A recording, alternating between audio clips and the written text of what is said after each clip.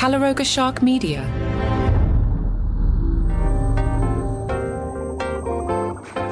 Hi there, I'm Johnny Mac. My guest today is Mike Chisholm. He's the host of the Letterman Podcast. Now, if you heard us recently discuss the top 10 late night hosts, I mentioned at the end of that episode that I clipped it and split off a piece of that conversation to be its own thing. That is this piece that you're hearing today. Mike asked me about my list of the top comedy specials of 2025, and let's jump in.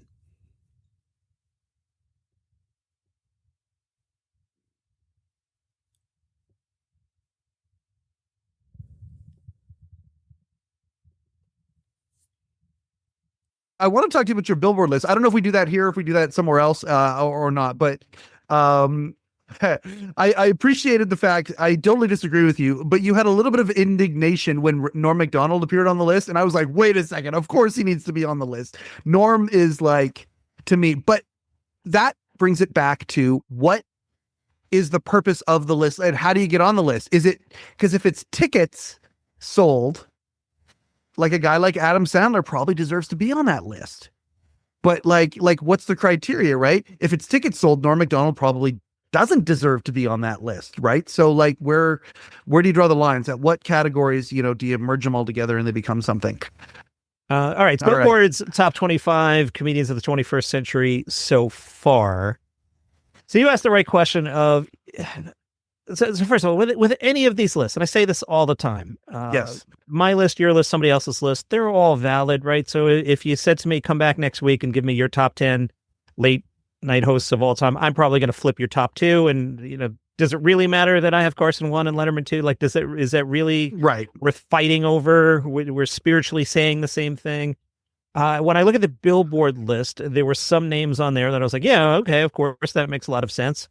And then some people I struggled with. One of the names I called out was Jon Stewart, who earlier in this conversation, I put in some sort of Hall of Fame and said nothing but great things about him. Do I think of him as one of the great stand-ups? I don't. He's currently out on tour with Pete Davidson, and I haven't seen him live recently, so maybe he's awesome, but I just don't think of him that way.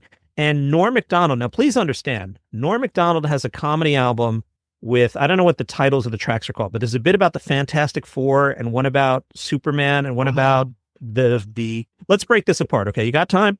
Got time? Yes. So the Fantastic Four bit, I'll do the poor man's version of it and totally spoil it for everybody. And again, I'm not telling it right, but the setup is Norm is Reed Richards and he's giving everyone their nicknames. And he's like, well, Sue, you're invisible. So you'll be the Invisible Woman. Okay, great. And, Johnny, you're, you light on fire. You'll be we'll call you the Human Torch. Okay, yeah, I like that. And me, I'm a Mr. Fantastic. And they're like, well, shouldn't you be like Mr. Stretchy Man or something? No, I'm Mr. Fantastic. And it's a great bit.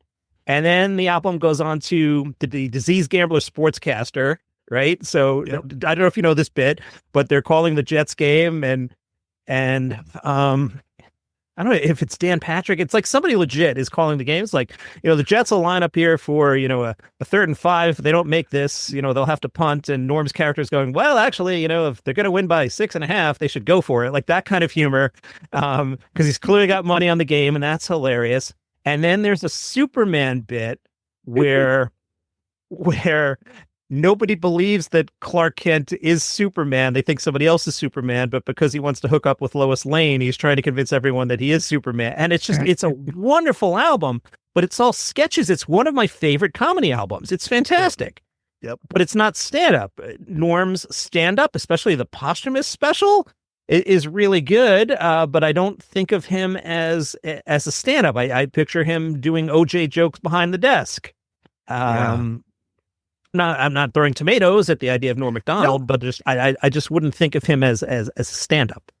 Well, it's funny because I put him on the list for the same reason that you celebrated putting Attell on the list. He's a stand-up. Attell is I don't, you get guys along the way, Pryor, Kinnison to some, Hicks, some of these people that do become like they're the revered ones by the comedians themselves. I think Norm is certainly that guy to a certain group, and I think Attell is as well. So that I put Norm on. for that reason. I give him the intangible reason because he probably doesn't have the box office that some of these other people do. But at the same time, so many people revere him. Like there's a part in the new Letterman with Adam where Adam Sandler's talking about being on tour. The last tour, we did that with Norm, and you just see Dave go, oh, like he has a visceral emotional reaction just to hearing the first name of Norm Macdonald. And it's there's so many people out there who feel that way about Norm. And so I think that's why I think Mitch Hedberg sort of has a similar almost an infamy. It's not infamy, but it's a reverence. And I think he's got a similar one as well. I put those guys in the same category. All right, let's talk about Mitch, and then I'll come back to Attell. For Mitch, sure. I think one of the truths of Mitch's career is that it's short. And I've had Hedberg related guests on the show, and I do wonder, 20 years into that style, would he have had to evolve? Around the time of his death, he was starting to work more quickly because the crowd wouldn't let him stay in the slower pace. You've got the 2 albums and the posthumous album, and that's the body of work and a couple Letterman appearances and a few random things. And it's all great. But what happens if you tag 20 more years onto that? See our earlier discussion about Dane Cook, who nobody talks about now. Yeah. So is Mitch a shooting star, and that helps our memory of Mitch? Probably. As for Dave Attell, Johnny Mac, show me the body of work. I can't, but I've been in rooms where Dave Attell shows up and does, it's not even crowd work. I'll call it crowd surfing. Hey, what's going on here, everybody? And he's just kind of riffing, and you're having a good time. And back to my 3 a.m. nuclear test of, I got to wake a comedian out of bed and go, hey, I got a room of 80 people in the other room, and I need somebody to do 20 minutes. Can you do it? Attell be a pretty safe bet there. Absolutely. See, there you go. You articulated the point that I was trying to get across. So, show me the body of work. Well, but at the same time, you talked to, hey, girl, I was listening to Rogan the other day, and somebody said, oh yeah, and then Attell showed up, and Joe went, oh, like it's the same kind of thing. They just have reverence for Attell. Attell is just that, he's that guy. But again, when you're comparing him to a Nate Bargatze, who's selling out stadiums all over the place, and they're talking about a theme park. They're talking about a theme park. That's not real, right? There's not. No, that I think is it real? I keep thinking they're trolling about us. that. No, he's serious about it. So Nate, so again, guy recording a podcast in his basement. Shut up. What do you know? You're talking to four people. Shut up. I get it. While Nate's playing the hockey arena. I get it. But back to the 3 a.m. test, if I got to wake somebody out of bed and go, hey, Nate, I got 80 people in the other room. I need you to just, crush 20 minutes. And he's going to go into a room cold and do his act. I'll take Attell in that scenario. Okay. So now that we're talking, I would too. Now we're talking about Nate and we're talking about Mitch Hedberg. And at the end of the day, both of these guys are characters. They're both, Stephen Wright. I mean, okay, so Mitch Hedberg, he might be like a Stephen Wright right now, where he's still been around and stayed on in that style. When Nate hosted, what did he host? Wasn't the Emmys? Grammys? No, Trevor hosted Grammys. The Emmys. It was the Emmys. It was the Emmys. Yeah. Where he did the timer thing and all that. By the way, we don't even know is the point, but go ahead. We sure don't. No, he's the same guy. He's the character. I love the character. I love the dumb, slightly dim, I love the character that he is when he's on stage. It's fantastic. But to me, it's a little one-dimensional. If you put it and present it in the wrong place, I think it's going to fall flat. I don't understand how it would go for a theme. I don't understand how a theme park would work. I don't know. Nateland, the family-friendly Nashville Bay, you go on the, Nate coaster, and I don't know. I don't get it. I think he's insane. I think it's, hey, why don't you just tour hockey arenas and be the highest grossing comedian? I don't know why he would want to get into the theme park business. I don't understand. Yeah. It's interesting. It's interesting to say the least. But did you see the trailer for the movie? I haven't yet. I still haven't. It's on my list of things to. Yeah, I know. I've heard things. I think Kevin James was sick that day. I'll put it that way. But it's so funny how like when you talk about how comedy is it's one of those things where, it's contextualized through the eye of the beholder and what their opinion is. Like I did not watch Happy Gilmore 2 for a month based on hearing people's reaction to it. And the reason that was the case is because I have a special place in my heart for the original Happy Gilmore. I was in that perfect, late teen, early 20 kind of place. And my friends and I went out and saw Happy Gilmore on opening night, and we thought it was funny as all get out. Like, we were the demographic for that movie. And when this movie, when the sequel came out, I was excited to watch it, but then I heard the reactions for it. I watched the movie. I really liked it. I thought it was funny. So it's always in the eye of the beholder. But yeah, like, that being said, a theme park, I don't know. I don't get it. Well, for Happy Gilmore, we know that all your opinions are stupid. You don't even have Johnny Carson number one, so you don't know what you're talking about. But talking about good Adam Sandler movies, did you see Jay Kelly? Great dramatic actor Adam Sandler. He's so good in it. So good. It's good. Do that. I watched. Yep. They're talking about Oscar buzz already. Like, and I hope he wins. I hope he wins too. We need to, because they didn't reward him for Uncut Gems. They need to reward him this time and be like, Adam, you're free. You're free now. Go do this. You're free. You're free. If every couple of years you need to like buy another mansion and you want to do a 16 city arena tour and some dumb songs, okay, it's fine. But you don't need to make Happy Gilmore 3. You don't need it. Just do this. Sing your dumb songs. His songs make me cry. Like that's the thing. I will watch if I'm in the exact right mood, where all of my hormones and pheromones and all the things are mixed in the exact right way, and I had the right day at the office, or the wrong day at the office perhaps, and you put on Adam Sandler singing his David Letterman song 4 days before Dave left, I cry like a baby. Like, that guy can make me cry. I listened to his song about Chris Farley. I cry like a baby. Oh my gosh, does that guy know how to manipulate emotions? Like all of them. Certain people he can make laugh. I know not you, but certain people he can make laugh. But like, as an actor, and this is where I think you'll really enjoy watching the Letterman thing, because he talks about going to NYU to study to be an actor. It had nothing really to do. Yes, he did do stand-up and things like that, but he actually studied to be an actor, and boy, does it show. Jay Kelly was phenomenal. It was so good. I loved it. It was just, it was a movie in an era where everything is shorthand, the Avengers with fast cuts and special effects and explosions. And I live on Old Man Mountain and admit it. But this was a movie with characters and a plot. And I don't need 3 sequels. I don't need Jay Kelly 2 to find out what happened to him. Like, it's good. You told a story. We're out. And it was great. And Sandler, the great dramatic actor, Adam Sandler, is really good in it. I hope he wins an Academy Award hosted by Conan O'Brien. Oh, wouldn't that be fun?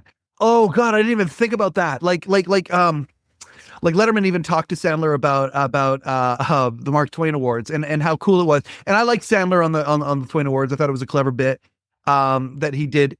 But the idea that they were on that stage, a few months ago, and in a couple of months they could be on the stage together, and Sandler could win an Oscar. That's captured the whimsy. I love that. I love that idea. That's a great thought.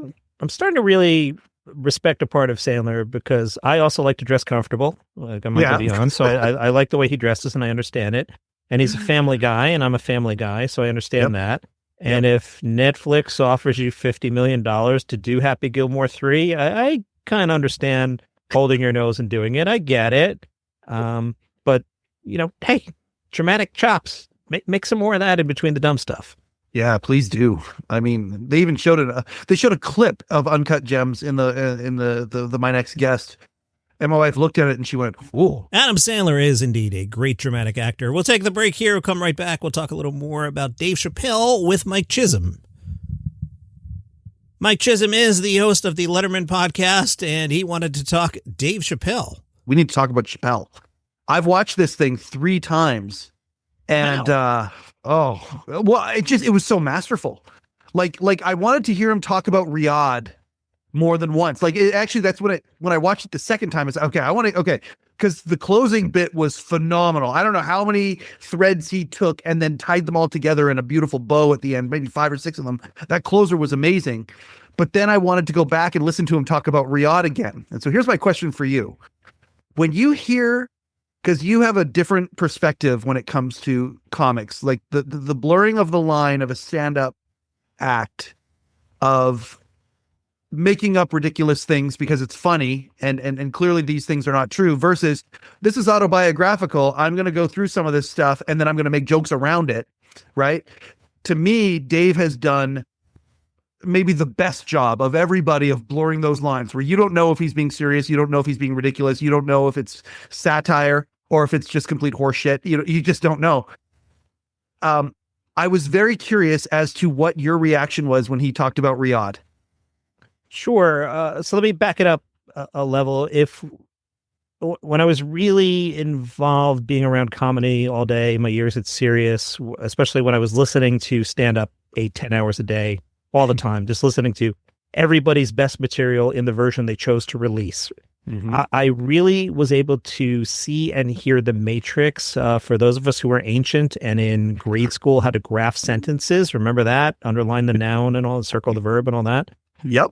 So I was able to start to really see, okay, here's how it goes. Here's a premise. Here's a premise based in truth. Now I'm going to slightly exaggerate it. Mm-hmm. Now I'm going to add the third thing that didn't happen at all, but is funny. And now I'm going to circle back to the original premise. And if you break apart a lot of stand-up, it does follow that setup. So there are a lot of times I can see a punchline coming. I remember when I went to see Craig Ferguson, he dropped a random name like 24 minutes into the set. And I'm like, 100% that's a callback. And I just sat there for the rest of the show waiting for him to throw back to the random celebrity. I won't spoil it because the special is out. But I'm like, this is just going to come back. So, I believe Dave when he says what he says, and I'm sure he exaggerated some of the jokes. Should we go spoilers here? People had 2 weeks, right? Well, I think so. Hey, we're going to talk about the Chappelle special. We're going to break it down. Spoilers, everybody. The Falcon joke and the Falcon callback is the funniest thing in the whole thing. And he uses the Falcon joke and is defiant about the blowback on some of his transgender material. And it's hilarious. And here's a guy doing his craft and he's telling us, I heard you and I don't give a hoot, and getting laughs out of it. So, I think it's reality exaggerated for comedic effect. I don't think he's going home at night going, I shouldn't have done that, but all right, I got to come up with 10 minutes of material. I think it's all based on truth.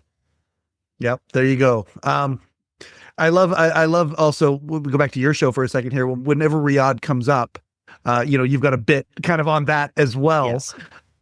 Are you open to talking about like when Zoe was on here a few weeks ago, I talked to her about Riyadh. Like, do you actually have an opinion about comedians going over there and being part of that? Or is it all, I'm just going to talk about people blowing up about it and I'm going to make a little bit of fun of that. I'll take you on my journey.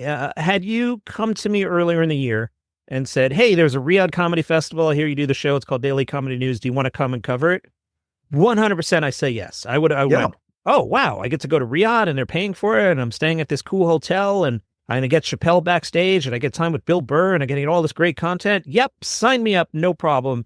So I don't want to be a hypocrite with that. As we got closer to it and it became more of an issue and I thought more about it, it just seemed a little weird. I kind of have landed on, I respect Pete Davidson going, they paid well. I don't at all relate to Pete Davidson and the 9/11 connection to this whole story and Pete just being like, they paid well, whatever. I think my father passed away of cancer. So I think if Lucky Strike Cigarettes wanted to sponsor Daily Comedy News, I just wouldn't do it. It would just feel weird to me. Right. So I just wouldn't take their money. But again, hey, John, it's $100 billion. That's generational wealth. You sure you don't want to say Daily Comedy News brought to you by Lucky Strike for 12 months and it's a fucking podcast and who cares? Sorry, I cursed, but maybe. No. But maybe I get there. So I don't want to be too holier than thou. So the Pete Davidson part of it of just, hey, it paid really well. Okay. Kevin Hart took another paycheck. He, clearly Kevin Hart likes paychecks and he'll take a paycheck for everything. He has the second best special of the year, by the way. He's hilarious. Oh, it's very good. It's very good. But okay. But then when you get into Bill Burr and Bill Burr, they're just like us. They got a Chipotle. Like, what are you talking about? Like, it was like he needed to like retrofit his defense of why he went there. Whereas if classic Bill Burr just went, you know what? They paid me $350,000. F you. Yeah. Okay. Yeah. Okay. So I think I've landed on that. So, and there's been zero blowback on anyone's career. Anyone who played there is doing just as well. So they all got their paycheck. Is there, maybe there's a point too, we have to start these conversations somewhere. So Jessica Kirson doing her thing maybe opens up some sort of small door. Only time will tell if that is true or not. If there's a Riyadh Comedy Festival 2026 and the 12 names come out of it, I don't think it'll be such a big thing. You talk about the bit I do, so much like everything we've talked about, it's based in reality. Now I do play things up on the show. There are recurring jokes. If the Golden Globes comes up, I go into, and at one time, Joe Coy told this horrible mean joke about Taylor Swift, and I played it. It's just a bit. And the audience, I think, knows where I'm heading for the bit. And then sometimes I go, but we don't have time for that right now. And I don't do the bit, which is differently funny, I hope. So if somebody were playing Riyadh in 26, I'd be like, Joe Schmo is playing the Riyadh Comedy Festival. I'd probably continue to do my little side dig. But now as I'm talking, as I think, if Riyadh reaches out to me in 26 and says, hey, you want to come and stay at the hotel and we'll get you backstage and get 10 minutes with, whatever comedians are playing it. Boy, that's, Mike, that's a really interesting question. Do I go for all the content? No, honestly, because of, now I'm really talking, because of the stuff I've said in the podcast, I'd probably be actually afraid to go. Yeah, that's so what? I'm going to just hide out here in the basement and not go get 10 minutes with Dave Chappelle. So these are all difficult conversations to have, but I don't think anybody's done damage to their career. I don't think they have either. And in fact, I think some of the controversy, is even manufactured a little bit and amplified in ways that, isn't real. I think that's one of the things that I love about Dave Chappelle. This wasn't in a special, but after he was quote unquote canceled, he went to a full arena and looked around and said, am I canceled? Like the idea of perception and reality and how far away from each other they can be sometimes. I thought back to, I remember in 91 when Metallica played Moscow. And I remember the feeling of, obviously in 91, the communication, was drastically different than it is now. All we got was what we saw in the newspapers, or saw on the news, or saw on CNN. The internet was in its infancy. And so communication was a lot slower. But I think back to when Metallica played there and the feeling of, okay, so now we have connection. We have connection with this thing that I grew up fearing. I grew up fearing Russia and everything about in the Cold War and all that. And then suddenly you have, the most badass rock and roll band on our side going and playing in front of, I forget how many people, 100,000 people, 120,000 people, whatever it was. And I remember that feeling, and it was like, oh, that's cool, because it's connection and it's patriotism too, they're embracing our ways. This is what we want. Rah, rah. But it was also this feeling of connection. It was a cool feeling.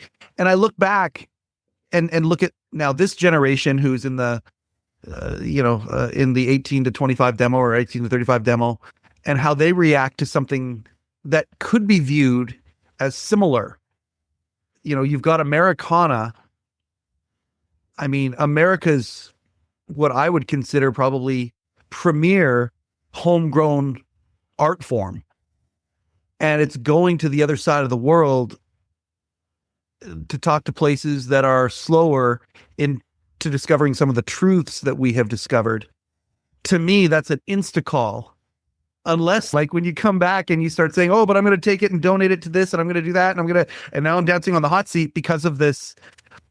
To me, it's like, no, go there, do your art and shine your light, because it'll help make the world a little bit less dark, to me, is the argument for. So I don't know. But that's also because I got Metallica in my head from all those years ago. And perhaps that's where that perspective comes from. And you have to separate the audience from whatever might bother you about a particular government.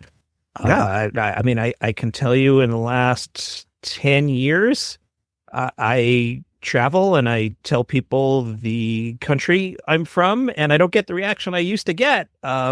And you know, I wind up saying things like, "We're not all like that," and you know, the days of, "Hey, no, I'm from America," and people in other countries going, "Oh, cool." That's not around right now. But please don't boycott my podcast, because you know, I openly don't support fascism. Right. I go get the Scrubs DVDs. I walk up. So for your audience, when